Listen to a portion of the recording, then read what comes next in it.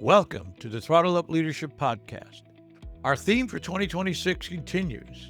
The future of work, meaning is the new money. Because meaning is simply the greatest motivational force on earth. But 68% of the global workforce is disengaged, leaving $9.6 trillion in productivity on the table every year. Gen Z, the canary in the coal mine, is exposing structural failures everyone else learned to ignore, rationalize, or endure. I'm Dr. John Dentico, your host, bringing over 30 years of experience in leadership, strategic thinking, and designing solutions that solve real problems. This podcast delivers boots-on-the-ground intelligence, real conversations with CEOs, fractional executives, coaches, and small and medium-sized business leaders navigating the same crisis, mitigating the talent hemorrhage before competitive viability disappears. We go beyond symptoms like engagement scores and wellness programs to focus on the structural failures beneath them. Frontline intelligence, actionable frameworks, hard truths. Thank you for joining me on this journey. Now let's throttle up and dive into today's episode. Hello again and welcome to the Throttle Up Leadership Podcast. This is your host, Dr. John Dentico. With me this morning is Dr. Errol Brandt. And this, ladies and gentlemen, is an interview I have truly been looking forward to with a great deal of excitement.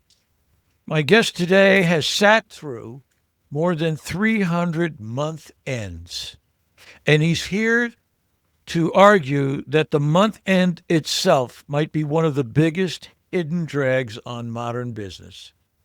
Dr. Errol Brandt has spent 30 years at the intersection of technology and commercial reality, leading analytics teams at companies like Nestlé and Amcor, and watching brilliant people burn days building reports that land after the decision's already been made. He's a fellow of CPA Australia, holds a doctorate in business administration from Charles Sturt University, where his research focused on leadership in the Australian Manufacturing Centre, and he's been recognized as an IBM data and AI champion. But credentials, he'll tell you, aren't the point. Practical impact is, turning operational chaos into commercial clarity. Today, Errol is the founder, chief product officer at Kiraa, Kiraa.ai, where he's building cache-augmented AI that moves companies past static dashboards into real-time decision-grade insight. Kiraa is built and optimized specifically for Apple Silicon, running on premises for speed and privacy, so teams can act while there's still margin to protect and time to protect it. His mission is to make the multi-day month end feel as outdated as a dial-up handshake. And I am truly pleased and honored to have Errol here with me this morning. Good morning, Errol. How are you? Good morning. Thank you. Thanks for having me. It's Saturday morning here, Melbourne. We're now winter at the moment, so it's not pleasant this time of year to get up early, but I'm very happy to be talking to you. Great to have you. So let me start off with my favorite sort of number one question, and that is, tell me a little bit more about yourself. Where did you grow up, and what were some of the influences in your early life? I grew up in Country Queensland, in a small town, about 25,000 people, and I've always been a geek. So I got my first computer when I was about 13. It was an Amstrad CPC 464. I learned to code on that. I taught myself all sorts of things off that. I spent my childhood coding. And so when I decided I wanted to get a real job and go to uni, there really wasn't programming or data science. It really wasn't a thing. So accounting was kind of the thing that felt the most like I was going to be able to use computers all the time, which is what I wanted to do. So I ended up leaving my country town early. I started school early at 4. So I actually started uni while I was still 16. And graduated when I was still 19, so I was very much younger than everybody else, but I just wanted to find a way where I could just use computers all the time. I wasn't good at sport, I wasn't good at anything except for computers, so that's really all I wanted to do, and that was my mission, get a job where I get to use computers all day. And it continues today in a big way. So let me start off by asking you this question. You've lived through more than 300 month ends. Take me back to the moment you stopped seeing that as just a stressful few days and started seeing it as a structural failure. One of Yeah, the biggest hidden drags on modern business. What tipped you over?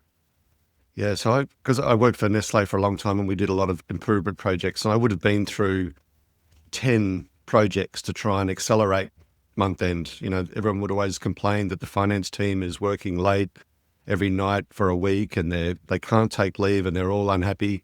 So we'd do these projects to try and, grab 1 or 2 extra days, and that would be effective for a period of time. And then a new system would come in and everything would go back the way it used to. So I just kept on saying the same thing, that there was always this organizational entropy to take up as much time as possible.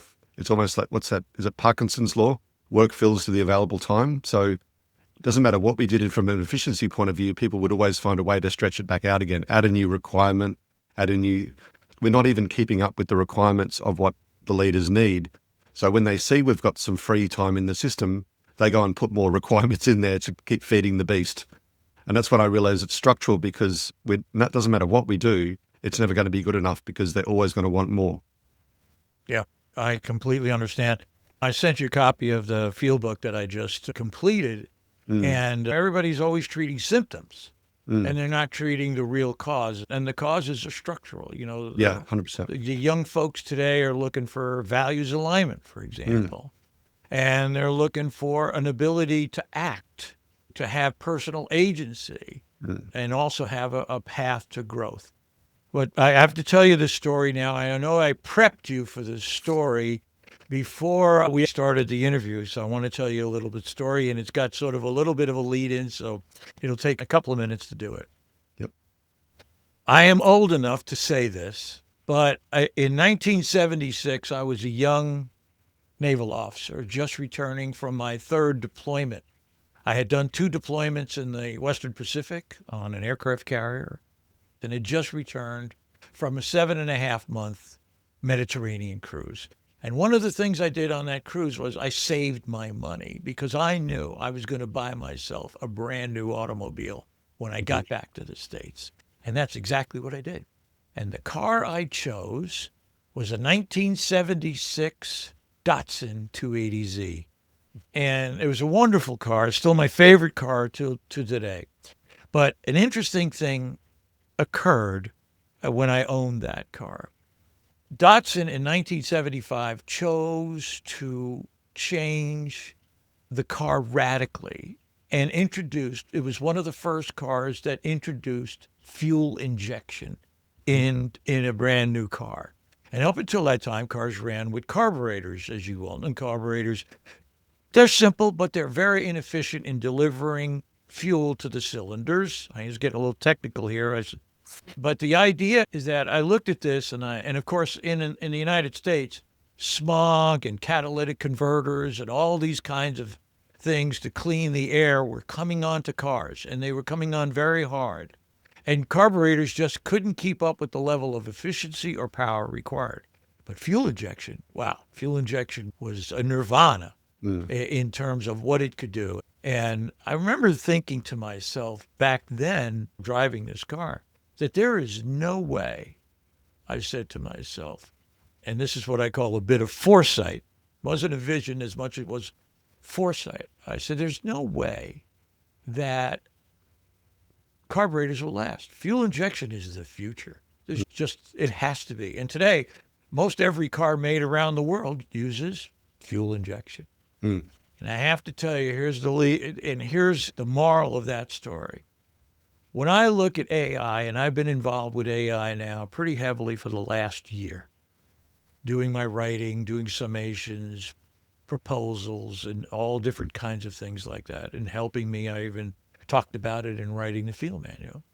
But when I look at AI today, and I look at the horizon, I've got a bit more foresight. And the foresight tells me that the future, the absolute future, is locally controlled artificial intelligence. That the large language models or the frontier models will probably exist as trainers or as hybrid reach outs, if you want to call them that. And I know that you're focused very much on local AI. So I see this AI, this local AI, almost as a tsunami. It's Mm, coming. You mm, really can't see it, but mm, it's there. And I'd mm. love to get your reflection on that idea. Yeah, 100%. If I can claim foresight, I think I can claim foresight that I saw this around about 5 years ago. So I started with two things. Number one is I started using a solution called IBM Planning Analytics, which is an in-memory, multi-dimensional analytical tool, which I know sounds like a mouthful, but it's basically a spreadsheet that you can stick into memory and manipulate any way you want. So I became an expert in that technology, and I realized how quickly you can do really complex calculations once it sits in memory. That was the first realization. I said, by moving things backwards and forwards with disk, we burn so much time. So I realized I have to get my workflows into memory. Challenge number one. Challenge number two is back when I was using PCs at work. You really, if you wanted to use anything that had any real grunt to it, you had to jump onto a cloud server, spin up an AWS server or whatever. You had to jump into the cloud to use this GPU. And I really didn't like that. So I bought a 2019 Mac Pro cheese grater. You remember the last of the cheese graters? Not realizing that it still contained the Intel chip, because no one was talking about that yet. So I thought, I'm going to build this model in memory with the top Mac that you can possibly get. I spent as much as I could, a month's salary on this computer, more than a month's salary, in fact, on getting this thing, because I was convinced that I could do what IBM was doing locally on my Mac cheese grater. And then I started developing it, and I was working on Python. I was refining the algorithm. It was working nicely. And then the M1 chip came out. And I thought, wow, man, all of the stuff I've been doing, I sold that Mac to someone else. I took a massive haircut on that, sold it to someone else because I said, sorry, this thing will never do AI. So I think I got about $5,000 for it. I'd paid 12 or 13 or something. This was in a matter of a short period of time. Anyway, I bought that M1 laptop, and man, wow, it did everything that my other one did and more. So I realized these guys are onto something here, because it was all about memory. The unified memory to me was so obvious. Why would I move stuff backwards and forwards with CPU, GPU?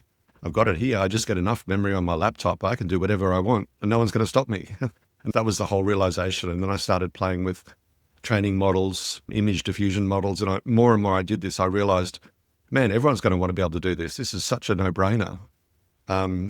That was when I realized it. But unfortunately, it sounds like the rest of the world took another 5 years before they realized it. But I was already sold, 2022. I knew this was going to be the way that the world was going to work.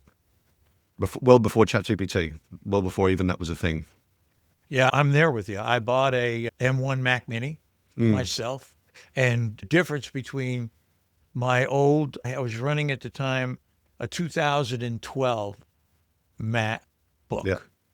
and I had held on to that thing for dear life, and it worked really well. But when the M1 Mac Mini came along, I said, wow, I jumped on that, and it just blew me away. The speed, Yeah. the capability.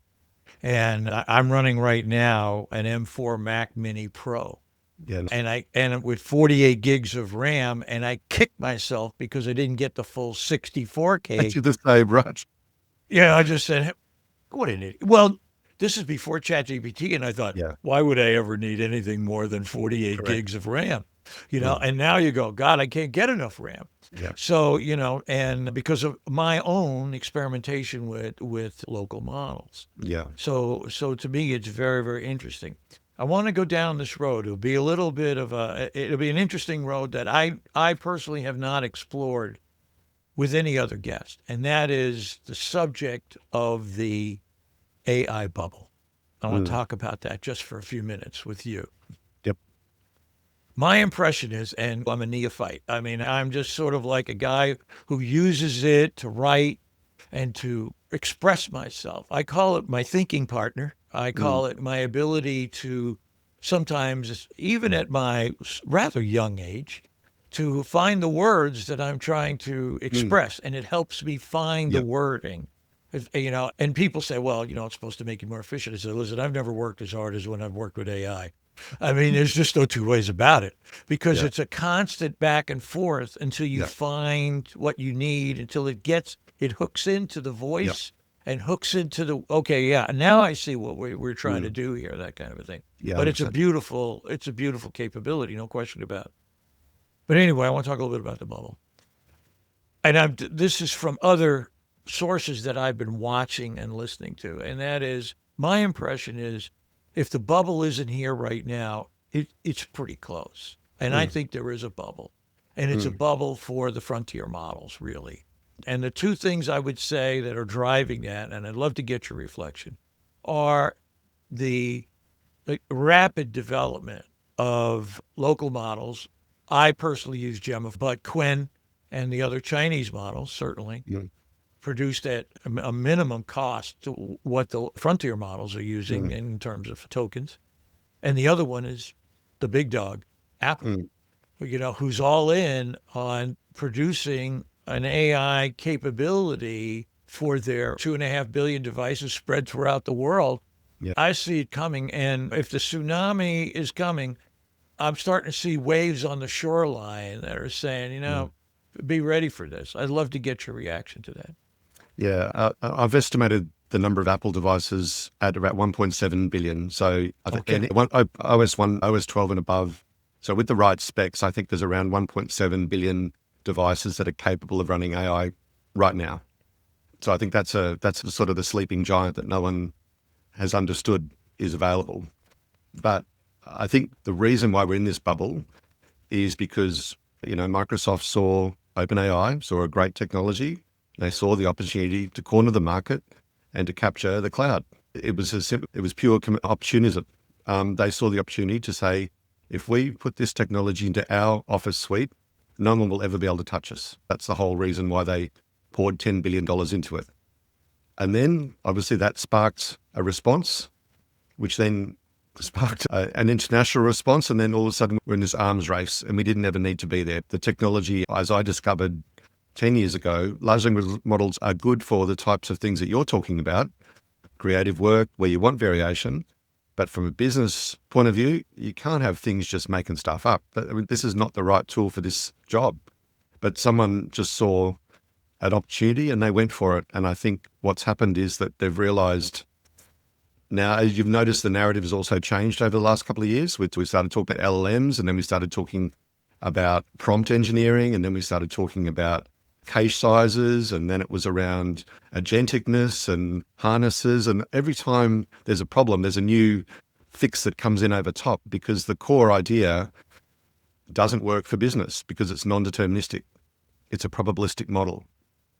If we want to really do what we think we want to do, business needs determinism. You've got to be able to know when I press this button, I get this output. That's as simple as that. And at the moment, we have a random number generator or a random word generator, which is pretty good, but it's not good enough. Yeah, I understand that to the point where I know that the feedback I'm going to get from my first, second, or third prompt is not going to be right. I know it's not going to be right. But are you willing to wade into it and work with it and to get where you need to go? And sometimes it'll show you something. I've had this happen to me. It'll show me something. I go, I haven't even thought about that. That's an interesting perspective. Yeah. Let me work that a little bit more. So I agree. I think it's coming. I mean, Apple, and I think they've got to be in the top three, the most valued company in the world. And when they do something, they know what they're doing. I mean, a lot of people say, Yeah. well, they were late on this. Siri wasn't very great. I said, don't worry about it. These No. guys know what they're doing. They're going to fix it. I know they know what they're doing. I can tell when you listen to them, they know what they're doing. They're playing the long game here. That's exactly right. And I agree with you. This may be a little bit redundant, but I want to go down this road with you. For the listeners who aren't deep in the weeds of AI development, let's set the stage. Why Kiraa and why now? I get the sense, as I said, you see this tsunami coming, a wave that's going to reshape how businesses operate, whether they're ready or not. Paint that picture for us. What's building out on the horizon? Who's going to feel it first? And what does it mean to be standing on the shore versus already knowing how to surf? Yeah, that's a great question. So I think the opportunity or the issue I see with Apple has been great in the personal. It's led the world in the personal devices, privacy, health, you name it. I mean, the stuff they're doing around accessibility for people with disabilities, absolutely amazing. These guys are just, what they're doing is just, it really warms my heart to see that they're actually trying to use their technology to help make people's lives generally better. But they've never been good at enterprise. And I think it's a market that they retreated from. You know, when Microsoft sort of dominated the space, Apple said, fine, we're going to go and play on devices. But to me, the enterprise play for Apple was always the opportunity once they had the right products, because the same issues apply to business as to do to people. We don't want our data being shared around. We want to maintain privacy. We want control. We don't want to be locked in. Every business is the same as a human. We all want the same things. We all want the ability to control and not rent our intelligence for the rest of our life. We want to be able to own something and create something. I think humans have an innate need to own something and an innate need to create something. And when you take those away, when you abstract them to the cloud, you lose something. I think people never feel like it's theirs. Whereas when you give them a device or a phone with their app on it, that's mine. You can't take that away. I think that gives people a lot of comfort. So, I mean, that's the aspiration for Apple in business. But the problem with Apple is that we haven't got the ecosystem there yet.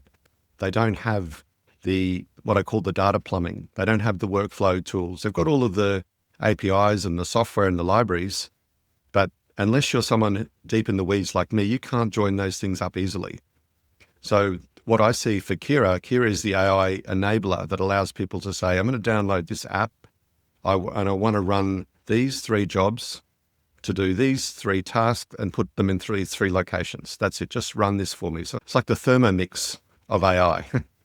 You know, if you remember the Thermomix, you could sort of put in the recipes and it just went and made the stuff for you. That's the stuff that I think is missing because we just don't have enough Swift developers. We don't have enough people who understand unified memory. There's a lot of great capability there, but so few people know about it. I was even talking to Apple last week about how difficult it is to find Swift developers in this country, because very few universities teach it. So Apple's is in pole position, but it needs some support. It needs a developer community in enterprise who've got all the tools and the plumbing available to go and wire up their great technology to actually unlock real business problems. So I see Kiraa in that, filling that gap. At the enterprise level, you're really solid into the enterprise level. And if anybody can pull it off, I mean, they've got the funds, they've got the creativity, they've got the energy. I absolutely believe if anybody can pull it off, it'll be Apple. They know how to focus well on the things that need to get done. Yeah. You also state in one of the things I've read about Kiraa is you describe Kiraa as moving companies beyond static dashboards into decision-grade insight. Yep. Mm-hmm. For a leader who spent years staring at dashboards, convinced that they were the state-of-the-art, dashboards that is, what's the fundamental difference you're pointing at? Yeah, we went through a period in the sort of the 90s, early 2000s where dashboards, I think it was to do with the famous balanced scorecard approach that became the rage. We all wanted the balanced scorecard. We wanted a dashboarding tool to show the traffic lights that became the vogue. And I spent a lot of time developing those as well for the CEOs and the CFOs that I supported. But it wasn't until I went to the Middle East and I worked in the Middle East region, because I looked after 13 countries in that region, and they were all on different systems. It was a mess. So one of the very first things that I did when I arrived at in the Middle East, Nestlé Middle East, was put together a reporting pack, which was a dashboarding tool. And everyone was like, "This is great. I can see at a glance what's happening, but tell me the story." So what I soon realized is what I would do is I'd prepare the numbers. I'm not a smoker, but I would go down to the head of sales in the smoke room, and he would tell me all the stories about what's happening with this product, what market's doing here. So all of a sudden I had the numbers, then I had the story.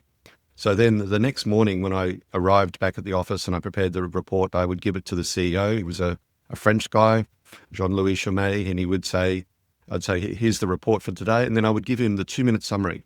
What you need to look at is what's happening in Syria. This product is not doing well. Here are the key insights. So he wanted to know the story. And then the dashboard was just the prompt that we used to tell the story. But unfortunately, what's happened is the technology people have come over and decided that's all they want to do is just tell stories. Like just dashboard, dashboard, dashboard. The problem with that is it's not more is better, less is better. And what you need then is someone to actually not stop the clutter and bring it back into a small set of facts that a leader can action, because leaders get more than ever get bombarded with so much information. But not all that information should be with them, because in other levels of the organization should be empowered and expected to make those decisions. But when you surface them the top 300 metrics that they need to look at, they're not looking at anything. So I believe that we need to move away from this idea that we have to see everything, to allowing the AI to understand those rules and those things that separate the noise from the signal.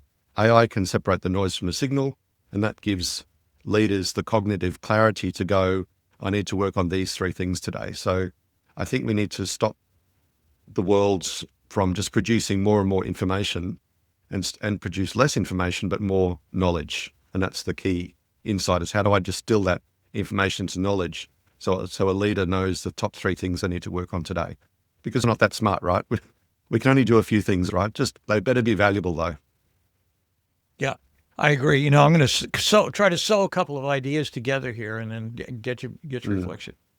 In terms of overload of information and burnout, several months ago, I interviewed Sarah Daw. Sarah Daw is the CEO of the Liberty Group in the UK, the largest fractional supplier of chief financial officers around the globe. She's got 1,500 fractional CFOs working for her.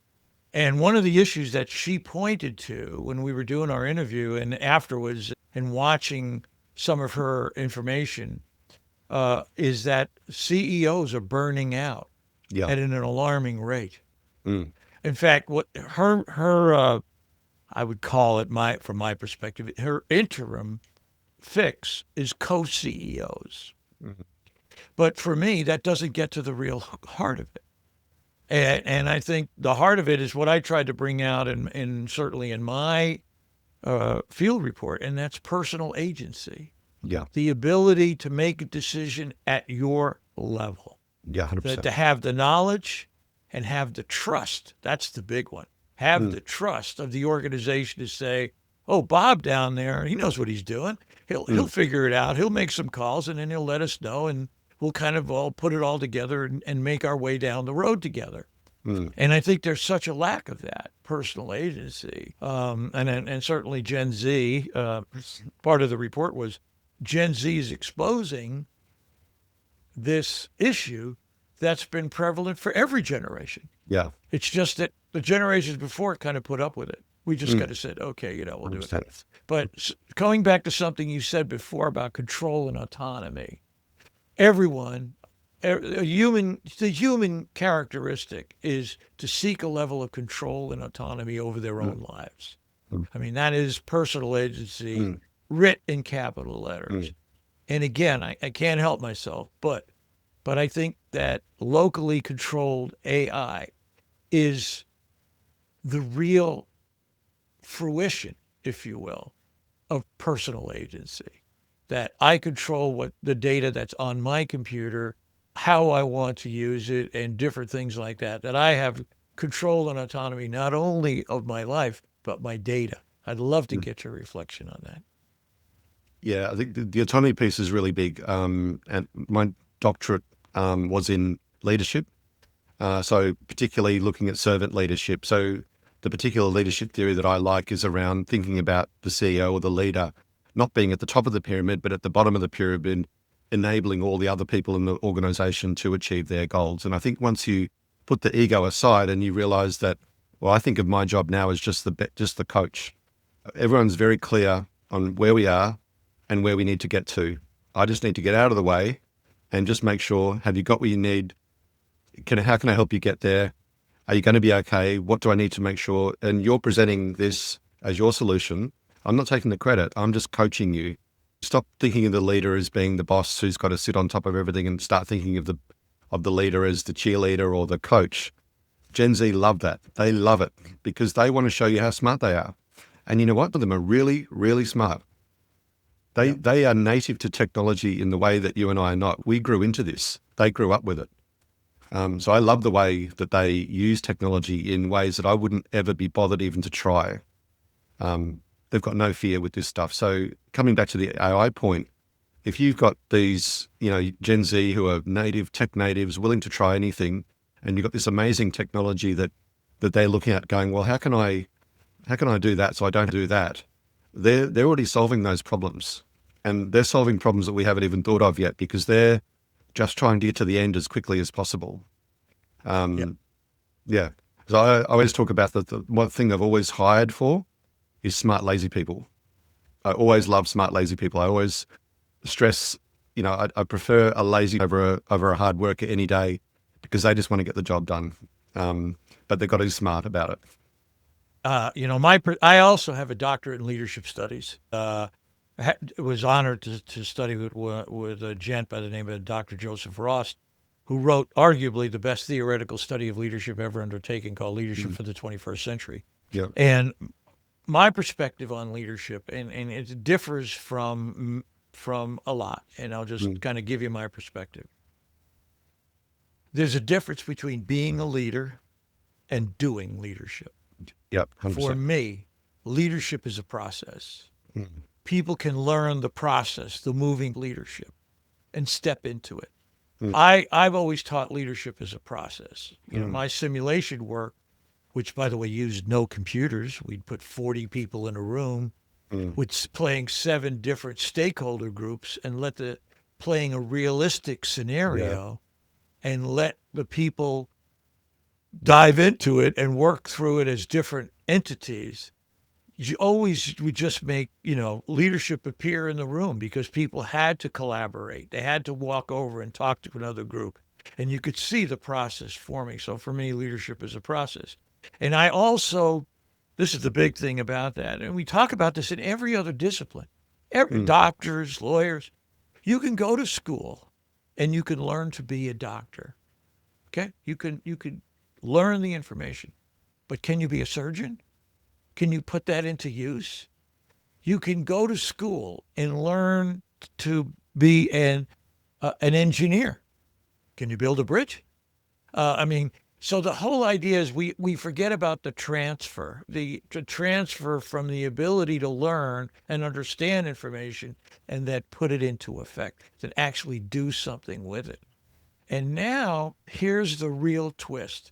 And I tell people all the time when I talk about what's going on in the world today, I've been waiting 30 years for this moment in time because the rate of change is so quick and so dynamic today that where people powered by AI can reach out and have knowledge at any level, that the dynamic of leadership has to change. Hello again and welcome to the Throttle Up Leadership Podcast. This is your host, Dr. John Dentico, with version 2 or section 2 of the Throttle Up Leadership Podcast with Dr. Errol Brandt, the co-founder and chief product officer of Kiraa AI in Australia.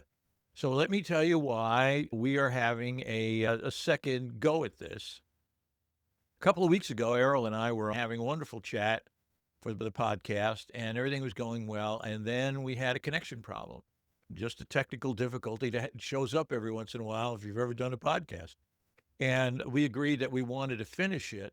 But we decided to kind of take a step back and decide how we might want to do that. And Errol suggested to me that we try to do something positive. We talk about all the negatives and all the things and the hype and everything that surrounds AI. And that really caught my attention. I said, yeah, let's see if we can maybe solve a problem, see if we could do that. And being the simulation guy that I am and being a very scenario-driven individual, I took Errol's idea and I started to play with it a little bit and created an avatar, which you'll get to meet. Her name is Jennifer, by the way. And Jennifer was going to explain some of the problems that she's having as a sales manager. And I'm going to get that little video to play here for you in a few minutes so that we can really zero in on how Kiraa can actually help Jennifer with her issue. We really want to zero in on Errol's work in Kiraa and really have him explain how he might go about or how Kiraa may go about helping Jennifer in the problems and issues that she faces. So we're going to go ahead and spin up Jennifer here. Hi, I'm Jennifer. I run a sales team. 23 reps, 4 regions, 3 product lines. On paper, I have more information about my people than any manager in history. CRM exports, commission ledgers, quota sheets, activity logs, territory split. None of it talks to each other. So here's my Sunday. I'm at the kitchen table with 6 tabs open, pulling numbers out of one system and pasting them into another, trying to build one view I actually trust, rebuilding the same pivot table I built last month, reformatting the same report. By the time I have a picture, it's describing a quarter that already closed. And when someone above me asks why a number looks the way it does, I can't answer. Not straight away. I have to go back and dig through the source, and by then the conversation has moved on. But that's not the part that keeps me up. 3 weeks ago, I sat down with Dave. Good rep. 2 years with me. Always solid. 40 minutes in, he tells me he's been struggling since March. They redrew the territories in February. He lost his 2 best accounts and picked up a region that doesn't buy the product line we just repriced. He assumed I already knew. I didn't know. The information was there. I just hadn't gotten to it. He's not the problem. And I don't think my reporting is really the problem either. So, what am I actually missing here? So you've Awesome. heard Jennifer's issues and problems. Poor Dave got a reassignment there and lost a couple of his prime accounts. So let's talk about Kiraa as though Kiraa was in the mix now. And how could Kiraa really help Jennifer in her day-to-day issues? Yeah, that's a really good example. And I have to say that's pretty common. I've heard that same story with different names in different companies, but it's essentially the same thing. Particularly in the sales area, you find a good salesperson has usually come up from being a sales rep or an account manager or a territory manager. So they've been a doer and now they have to become a leader, which means they don't get the same amount of time to do what they wanted to do. And yet they probably still look after a handful of really important accounts. So you've got a conflict around how they should spend their time, but also how they should think about their roles with their teams now, because they can't do all the work for them, but they have to coach them and lead them. So there's a couple of things going on there. There's obviously an organizational need to hit your numbers and push price increases through. That's a given. But then, Jennifer's got a need as well to make sure she looks after her team. She doesn't want to be letting people fall behind. She's going to make sure that she's got a lot of things going on in her world as well. So there's a couple of personal needs that we need to think about. Now, the way that the world works today is in many organizations, they'll say to Jennifer, well, yeah, I know we have a great CRM and we have an ERP and we have a contract system and we have a this and we have a that, all these great SaaS tools that we've given you. We'll give you a dashboard that pulls them all together for you. So they'll create a management dashboard with everything in. And now, well, because Jennifer is one of maybe 10 sales managers, she doesn't get her own dashboard with her own reports. She gets the one that they build for the organization because they can't afford to do one for everyone. So now Jennifer thinks that's great. I've got a dashboard for me, but it's got 48 tabs on it, 16 charts, 1,300 metrics. That all of a sudden, before long, she's overloaded with even more information, which is less granular than what she had in the first place. So she says, this is all too hard. I'm just going to do my own spreadsheet. I'm just going to pull together my numbers that I need to look at, just maybe 10 or top 10 things that I need to be focusing on. So I think that's the way that a lot of people respond to that kind of complexity, because they know if they need to rock up to a management meeting on Monday morning, and she's obviously preparing for her Sunday night, is getting herself ready for that meeting she's going to have tomorrow. She doesn't want it to go badly, and she probably knows that she won't be able to sleep very well unless she gets prepared for what's coming. She'll go and spend her time preparing for a meeting to make sure she's all over her numbers.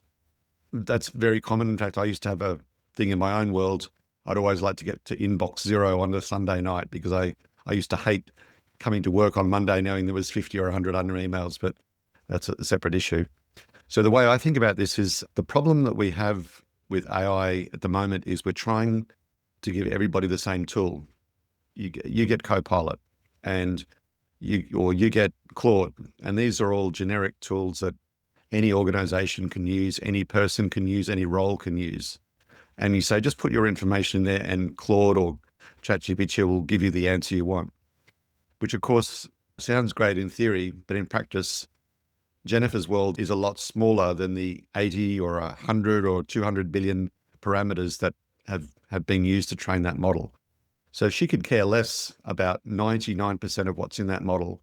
She only cares about a very few, maybe 10 important things that she needs to be on top of her numbers, be on top of her team, and understand, what she's going to say when someone asks her a question. So the way Kiraa solves that problem is by producing a page of analysis in whatever form that is, whether it's tables and charts or words or pictures, whatever, a page of analysis that is just for her.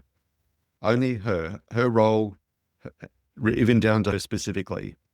And what that means is instead of her looking at 120 KPIs on a dashboard, she might nominate the 10 that she's interested in. And that's all she sees. Now, if she wants to know more, she can click through. But the idea is we're providing personalized, actionable insights. Personalized, it's only for Jennifer. It's actionable, it's something she can do with. There's no point telling me information because it's interesting. Just tell me the things that I need to act on, and insights, meaning it can't just be a weather report about today sales was up, sales were down. It's sales was up because of this, and this is what happened. So the thing that I'm trying to move towards is personalized, actionable insights from a local, private enterprise AI model that's built only for that organization. So instead of trying to boil the ocean, let's build something that's specific and bespoke to every individual company. And also for every individual rep. I mean, if, Yes. as you said, Jennifer may be just one rep out Yeah. of 10. So in a sense, Kiraa can build a very specific model or a series of reports for each individual rep, depending on how they or what product line they're worried about or concerned about, because there may be different product lines in the same organization. Does that sound about right? 100%, yeah. And a lot of the times you'll find, because we try to go with generic tools, because we don't have the resources to build a dashboard for everyone, you end up with not just the 10 you need, but the 10 that everyone needs, which to Jennifer is noise, it's clutter. Do I need to look at that? I don't know. Is it relevant? It's red. Should I pay attention to it? So I actually think it's really important that we have a view, we seem to have a view that more information is better. But I actually think less information or more knowledge is better. More knowledge is better than more information, but knowledge is a subset of information. Right. Agree. Yeah. I've always made the differentiation that knowledge has meaning to me. Does it mean anything to me? Yeah. Whereas the information, we're the information. I don't even know what the doubling of information is now. Every 90 days, something like that. It's hysterical. It's crazy. Yeah. And yet, but what do we sift out of that? And I think that's a very, very important distinction that, yeah, there's information, but what is knowledge? I need knowledge specific to me, specific to my group, specific to what I'm trying to do with this particular product line, with these particular people that are involved in my quote unquote sphere of influence. Any thought on that?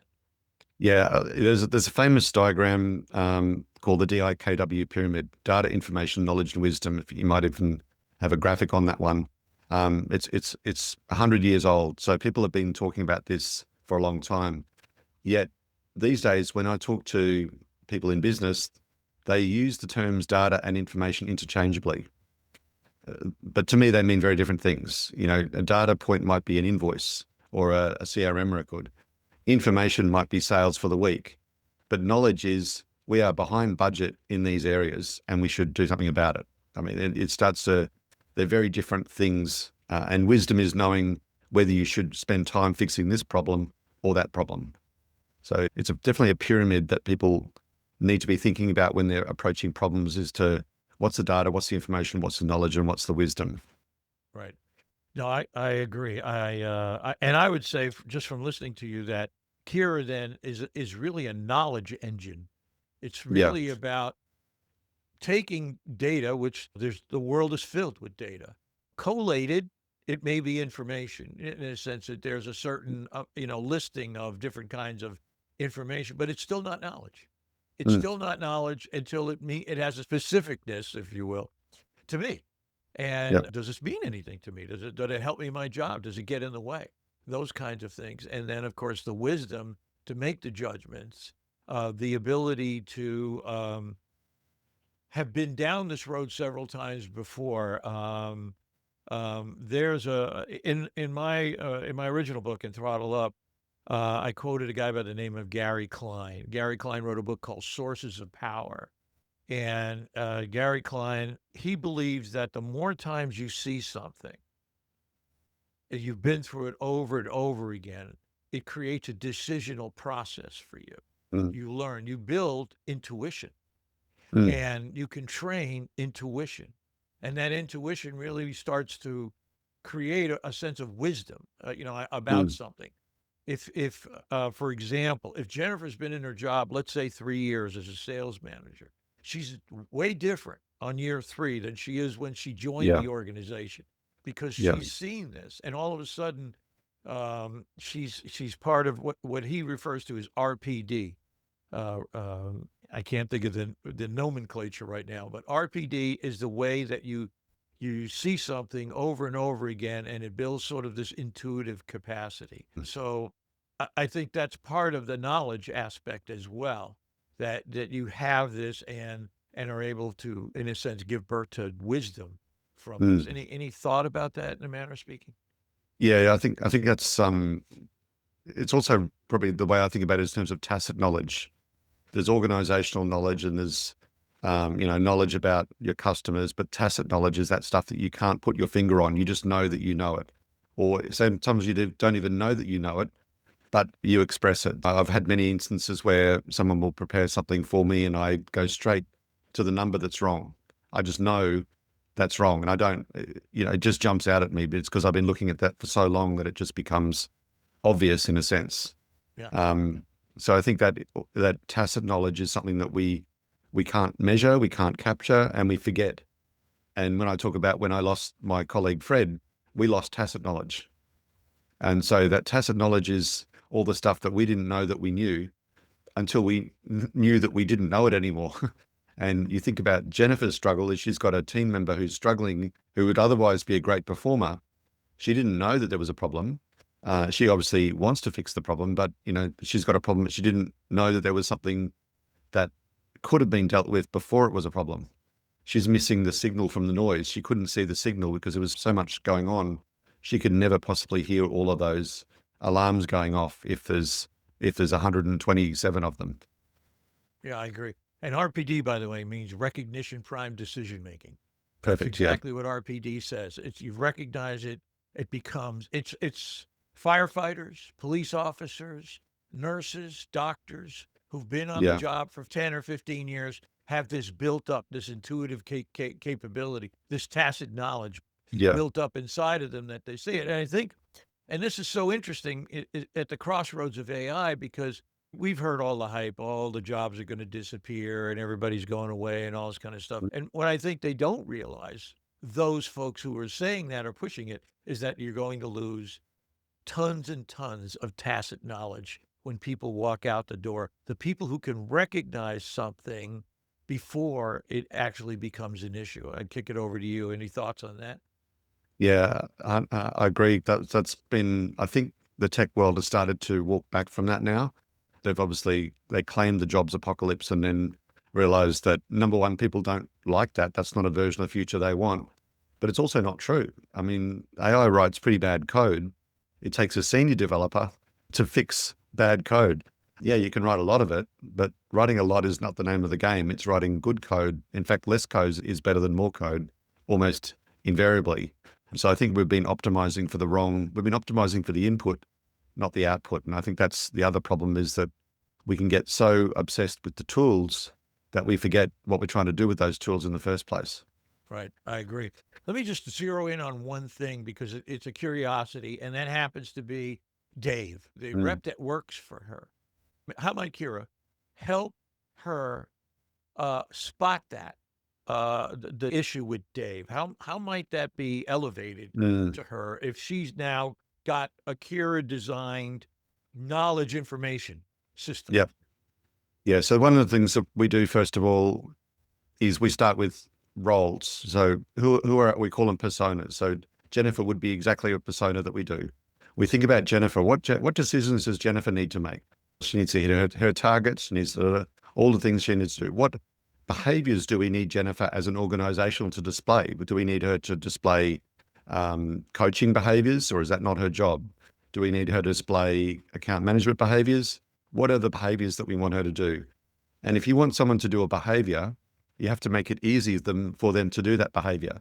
So what inputs do they need to both trigger the behavior and measure the behavior that has happened?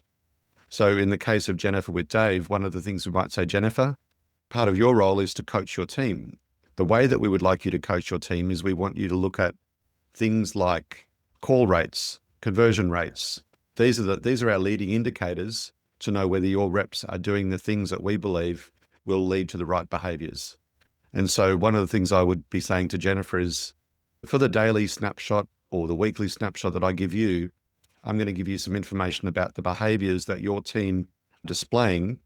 And I'll tell you if any of those behaviors go out of what we agree as being the normal bound. So if Dave is finding he's not doing any customer face-to-face meetings, well, that's the behavior is, Dave, I want you to do more customer face-to-face meeting. Can you tell me what's holding you up?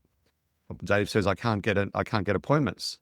And Jennifer says, oh, that's terrible. Let me see how can I help you with that? So now we can deal with that, but we can't deal with, Dave, you're behind in your numbers. You were just been such a good performer before. What's wrong with you now?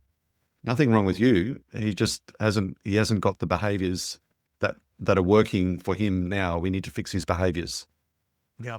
You know, I have to tell you that I watched one of your recent YouTube spots, Mm. and I was really enamored and certainly felt some level of uplifting in it. You know, when you use the Steve Jobs talking about the difference between the management Yeah. systems versus the structural systems. Mm. And certainly my latest book is all about fixing the structure, which Yeah. for many is very hard for them to even conceive, in the sense that they're always, again, and I might say it this way, they're dealing with the symptoms that dashboards may show them, in a manner of Mm. speaking, versus what the real problems are that lie underneath that, the Mm. structural issues. I'd love to have you say something about that, because I thought that spot was it just spoke to me in a big way. And I just love to have you take that and run with it for a minute, if you could.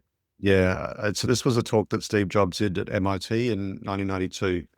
And he admitted to that group that he had spent the first 10 years of his career solving the wrong problems. He was chasing management productivity, spreadsheets and all of the tools to help managers make decisions.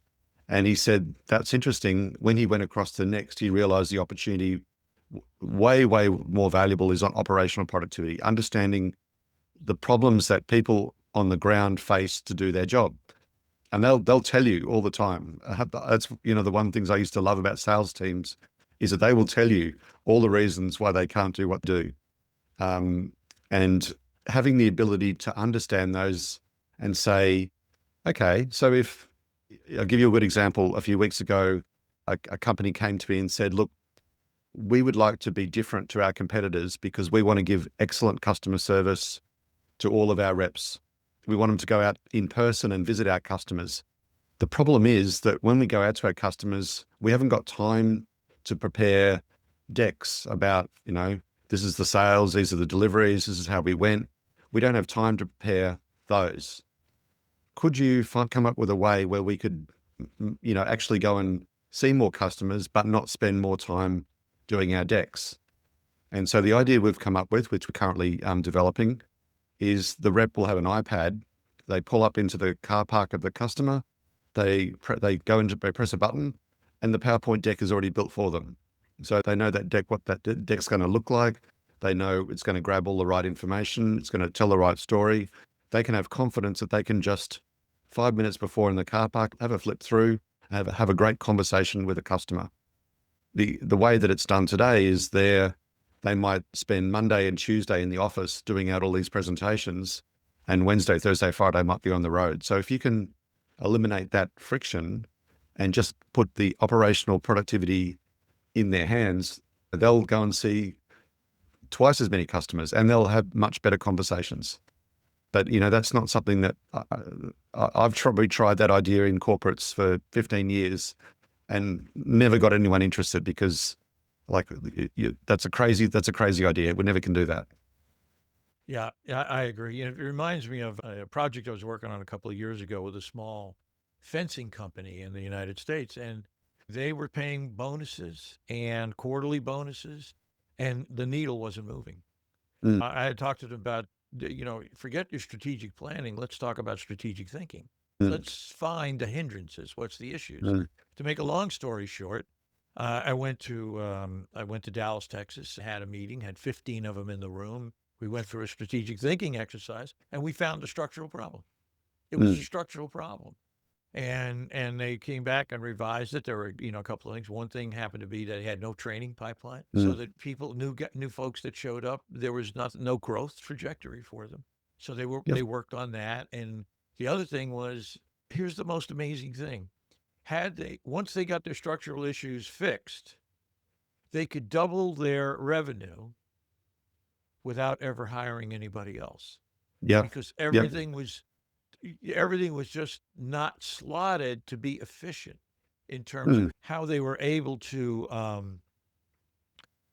schedule all the materials they needed to build a fence and have the truck go and go to the depot, pick up the material, and then go install the fence, which normally took 7 days. But it was taking them 14 and 21 days because structurally they weren't able to get all the materials organized in one place at one time. So everything got spread out.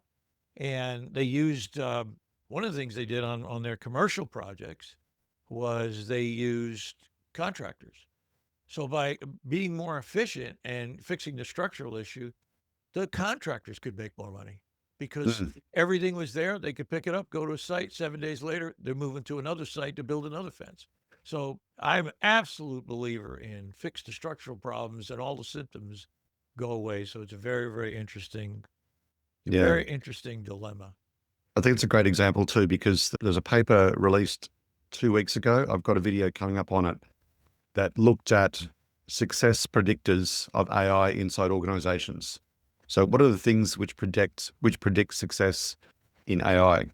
And instead of doing what they normally do, they actually went to tech startups, the companies that in theory should be the most willing to adopt AI.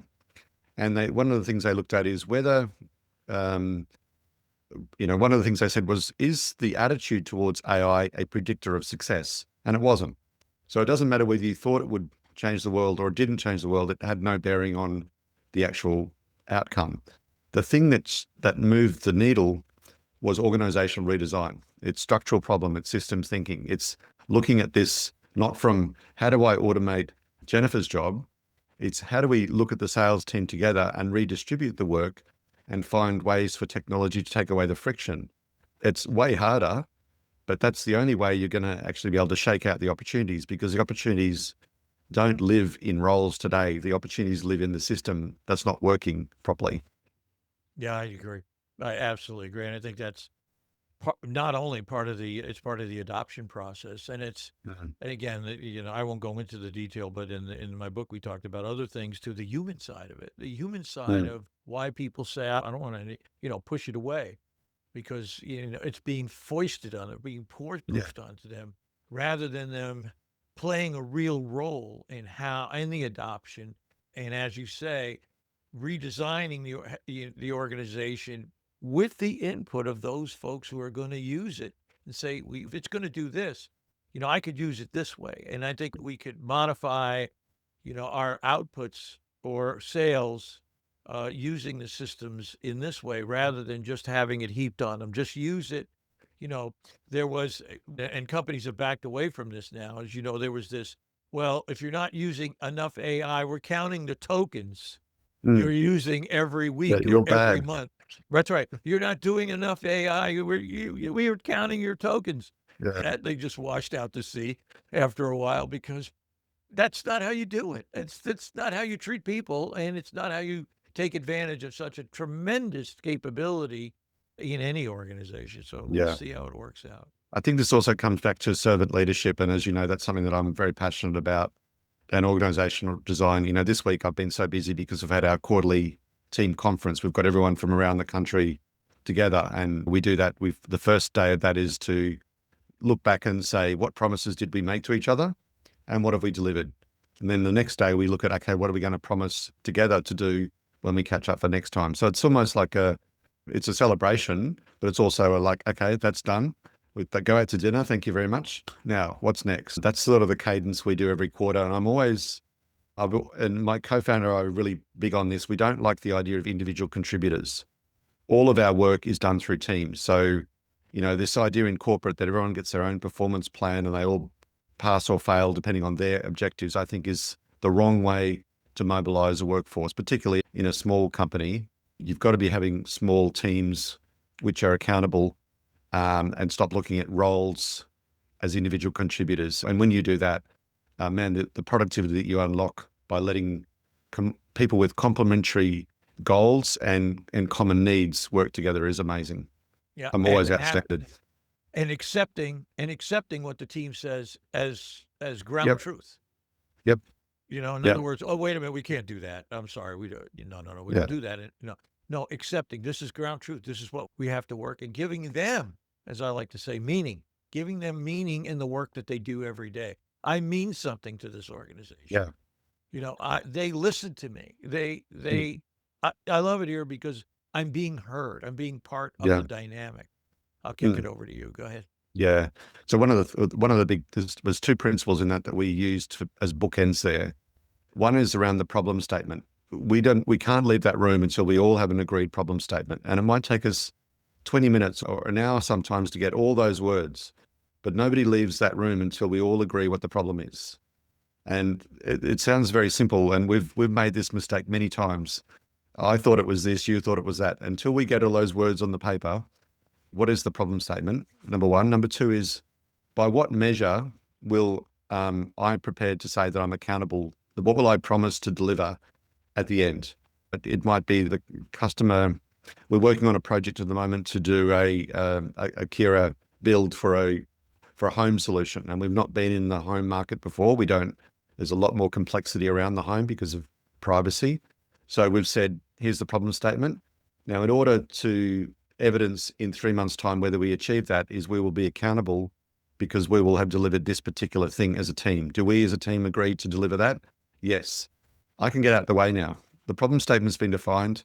We're very clear on the goal. You don't need me. And the team, if they need me, call me in. But otherwise, I'll get out of your way. I'm not adding value here. I know what I'm going to get in 3 months' time. It's going to look different to what I think for sure. It's going to, it won't be how I would do it. And it's probably a good thing because you're going to get much more creativity. But we've got to agree those two principles. The bookends have to be right first. What happens in the middle, I don't care. Right. That's looking at the problem statement. That's strategic thinking. What's the real problem here? So, as opposed to just throwing money at stuff, throwing money after good money after bad, and personal agency. It sounds to me that you're on the right track and you've got a great group of people. And I'm rooting for you. I really am. Yeah. And I'm rooting for all the teams and the people. And just based on the technology now that's coming from Apple, because I know you're very Apple Silicon Yep.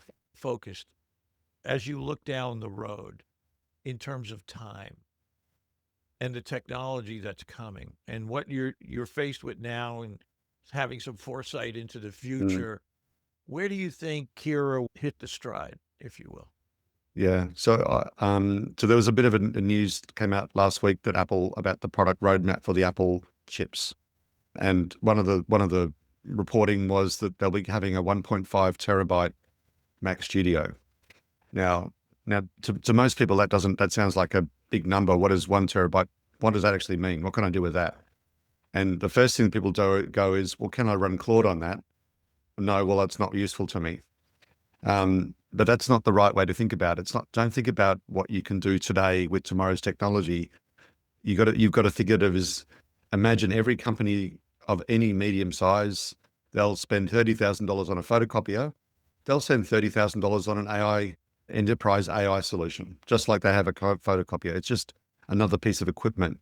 But that whole organization's knowledge base, AI, workflows, process, everything will sit on that knowledge box on their premises, owned by them, backed up onto the cloud, but it'll be a device that they own, like a photocopier, that business is its digital library. And so you don't need Claude on that. You just need enough of all of the curated information and knowledge and models for that business to operate. Now, obviously, a smaller business will need maybe a Mac Studio or a Mac Mini or something, and maybe a large enterprise might need a whole network of these. But the idea is that what we're doing is we're taking massive models that sit in the cloud and localizing them for small and medium-sized enterprises, and redesigning the way that we think about workplaces as being little data centers, not shared communal data centers in some sense, private data centers versus commodity data centers. Right. And I think most companies want to keep their information private, Yeah. keep it on their own systems.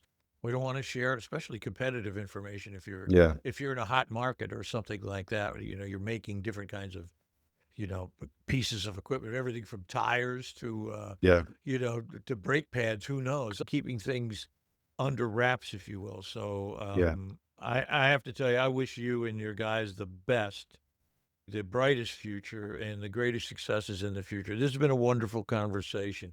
I can't thank you enough for your patience, your willingness to get back on again and work through Jennifer's problems and issues that she's facing. And I look forward to keeping in touch. And I wish you and your guys the greatest success in the future. Thank you. Really so very appreciate much that. for your time. And thank you for having me. Really appreciate the conversation. This is Dr. John Dentico. Remember, meaning is the new money, but it requires building the structures that deliver it. If today's conversation challenged your thinking or gave you a framework worth implementing, share it with a leader who needs to hear it. Subscribe wherever you get your podcasts and visit throttleupleadership.com for more resources. Until next time, keep throttling up and keep the people at the center of everything you do.